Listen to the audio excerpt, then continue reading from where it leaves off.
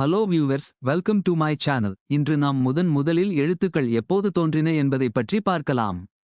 எந்தவொரு மொழியின் தோற்றமும் வளர்ச்சியும் ஆதிகால மக்கள் தங்கள் வாய்மொழி தொடர்புகளில் பயன்படுத்திய அடிப்படை சின்னங்களிலிருந்து தொடங்குகிறது.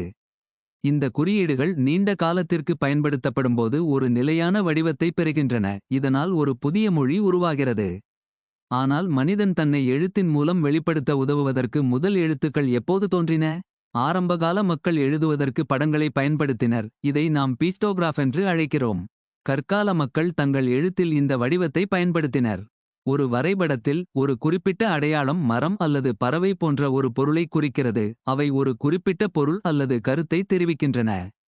ஒரு பறவையின் படம் பறப்பதை குறிக்கலாம் என்ற அர்த்தத்தில் பட எழுத்து மூலம் கருத்துக்களை தெரிவிக்க முடியும்.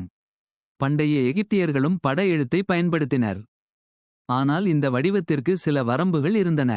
சில விஷயங்களை குறிக்க ஆயிரக்கணக்கான படங்கள் தேவைப்பட்டன, அவை எழுத்துக்கள் என்றும் அழைக்கப்பட்டன. பீக்டோகிராஃபின் இந்த குறைபாடு வாய்மொழி தொடர்பில் பயன்படுத்தப்படும் ஒலிகளை குறிக்கும் அடையாளங்களை கண்டுபிடிப்பதற்கு வழிவகுத்தது. வெவ்வேறு ஒலிகளை குறிக்கும் இந்த அடையாளங்கள் புதிய சொற்களை உருவாக்க வித்தியாசமாக தொகுக்கப்பட்டன. ஆனால் ஒலி அடையாளங்கள் எப்போது முதலில் தோன்றின, அவற்றை நாம் எப்போது எழுத்துக்கள் என்று அழைத்தோம்? சுமார் 3500 ஆண்டுகளுக்கு முன்பு கிழக்கு மெடிட்டரேனியன் கடலில் இருந்த ஃபீனீசியர்கள் முதல் எழுத்துக்களை கண்டுபிடித்தனர்.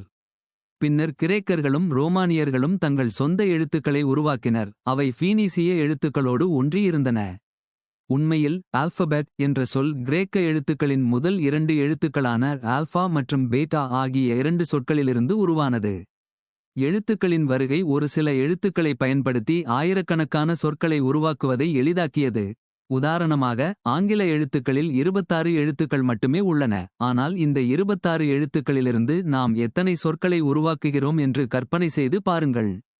ஒரு படம் ஒரு பொருளை அல்லது கருத்தை மட்டுமே பிரதிநிதித்துவப்படுத்துவதால் பிக்டோகிராஃபில் இந்த நன்மை இல்லை.